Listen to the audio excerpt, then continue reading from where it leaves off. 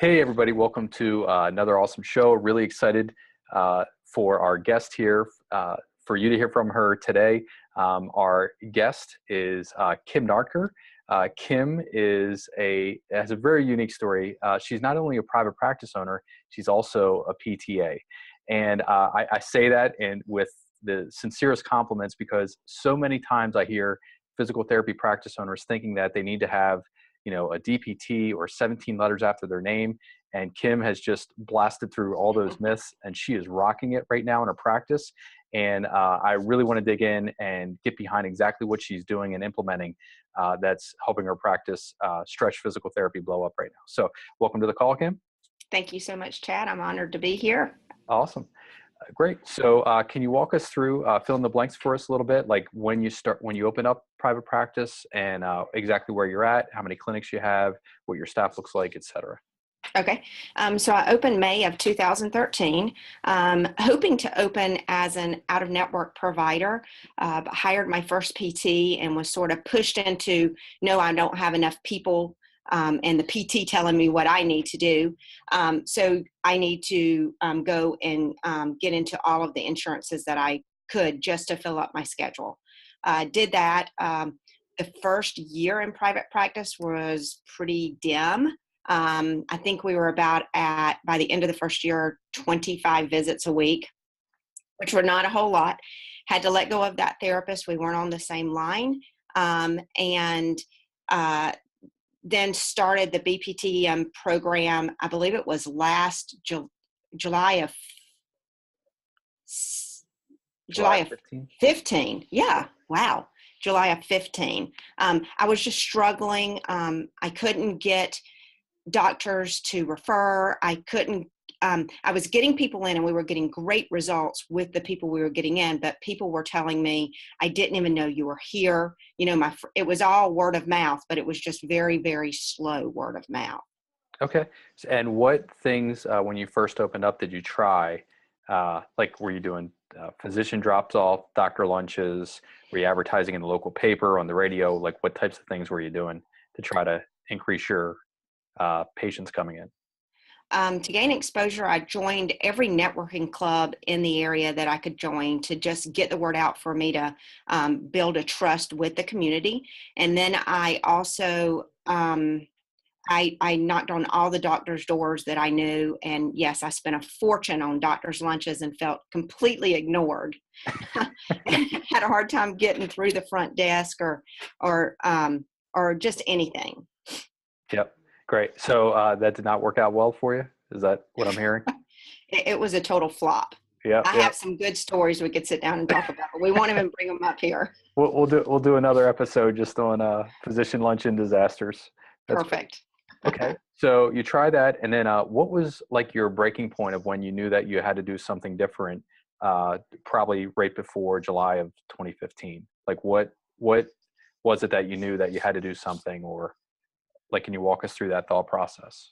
Absolutely. I was getting ebb and flow. Again, it was just word of mouth referrals. And so there was no consistency. Once we finished a person, I had no means of remarketing and standardizing a number of visits coming in. It was pretty much going to networking groups and feeling like I was having to compare myself to a chiropractor and then promote my services over and above a chiro's when we're a heavy chiro area. And every time I do that and try to get a partnership with a chiro, I would hear from them, their saying was, oh, we do that. We take care of that. Yeah. So it was constantly, I felt like everybody I could talk to them, but then if the chiro talked to them and they had a relationship, then they were going to go to their chiro. Yep. Yep. Same thing here. We that's exactly what we go through. Awesome. So you started in the program, you started fixing your funnel and doing granting letters, 7-step killer exam, everything else. Right now, what system or what part of the system is working for you the best, or what's your favorite one? I would say 7-step killer exam. Okay. And can you walk us through what that is? And I know what it is, but you know what it is. Well, mostly it's really, we have, without saying it, so it's giving the therapist the understanding that they are communicating with a patient looking at the problem, describing the problem to them, and then telling them what successful treatment looks like to help them get better. We are relating it to functional tasks that they are unable to do. And prior to that, the therapists were just taking, range of motion measurements, strength measurements, and doing our findings, and then setting goals and establishing it, basing it on what we found. Now it's basing on what the patient wants, what their outcome, what they want it to become with their therapy, and then providing the goals to be that step-to-step process to get them to where they want to be. Yeah, great. So the way that I always think of that is the result of that, and literally having a conversation with the patient about their problem and their language, is that people stay on and they don't drop off and they don't forget their schedule, and they're bought into the process more. Is that what you're finding as well? It's a much better buy-in and an understanding and relationship between the therapist, that you care and you have empathy towards what they're going through. Yep. Awesome. Cool. Mm-hmm. So that's one of my favorite systems as well. I know you're also crushing it with workshops, and can you talk with us a little bit about what you're doing there and what's working for you within workshops? Okay. So I've been doing workshops for a little over a year now. Started with doing just every door direct mail, and now just doing product X, which is killing it for me.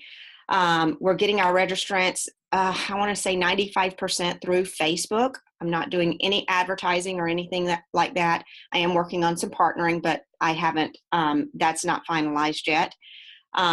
So starting out my workshops, my Facebook ads, people, number one, I'm more known in the community because of the Facebook ads. So people know what we do. And we actually had a person drop in on Saturday after a workshop. He saw the workshop, is scheduled down the street, came down to check us out because he saw the ad the night before on Facebook. That's great. We're having so we have anywhere from 9 to 40 people attend our workshops, and we're about an 80 to 90% conversion at this time. I am the one doing the workshops. We are not doing a demonstration.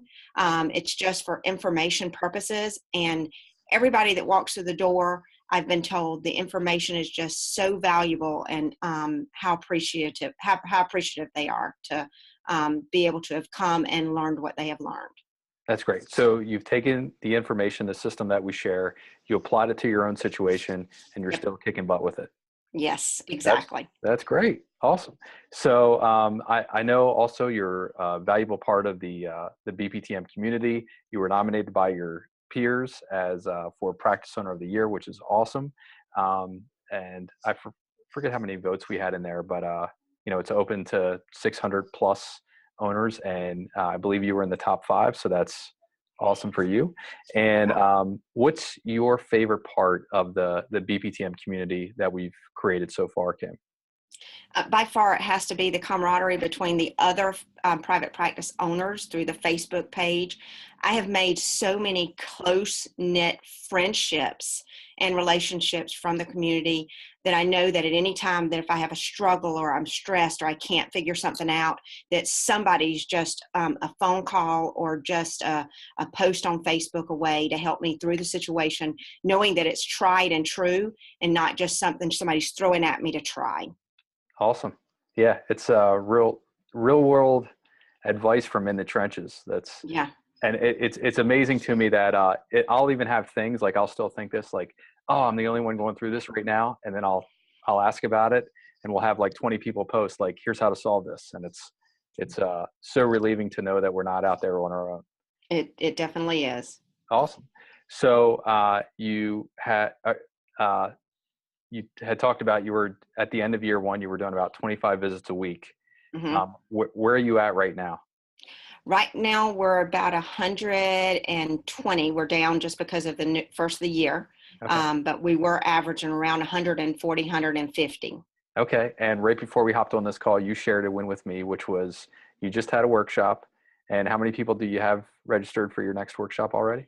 I think it's 28 just since the turnover midnight Saturday night. Great. So that's 28 in less than 48 hours. Correct. That's pretty wild.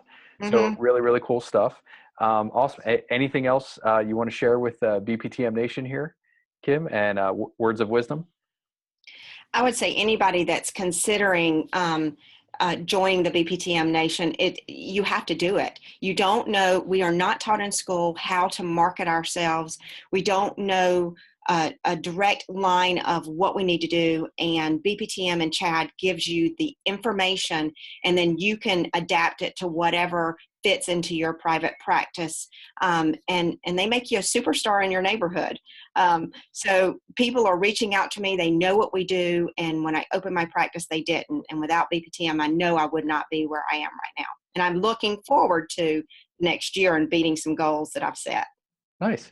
So what does that mean for you? And go back again and think about like 18 months ago, when you were struggling trying to figure that out, and then what you know now, what you're applying now, what you're putting into action now, and what that's done for your practice. What does that mean for Kim on a personal level? Well, the first 3 years, it was putting money right back into the practice. And now I am actually getting 100% of my paycheck, which, you get a certain percentage as you grow into 3 years. So just in the past 5 months, I have been able to receive a full paycheck, which is huge because 3.5 years into it, my husband's looking at this thinking, okay, honey, spend a lot of money in this and a lot of time. Yeah. So that also the freedom to know and the comfort to know that I can grow this and grow myself out of it and show my team how to run the practice the way I want it to be run, and having that time that I can commit to my grandson, my family, and of course myself. Awesome. Well, thanks for being on the call here, Kim. And so if people want to learn more about what you're doing, this was completely unscripted here, but Kim has the best physical therapy Facebook page that I've ever seen. So if they want to learn more about you and your practice, where can they go to? Stretch Physical Therapy is our Facebook page. I think it's Stretch Physical Therapy and Total Wellness. Yeah. So if they search that, they can go there, like it, and see what you're up to. Please like it. See what I'm up to. Okay, and very good. Copy anything you want to. That's great. Thanks, Kim. Thanks for being on the call here. Thanks, Chad. I appreciate it.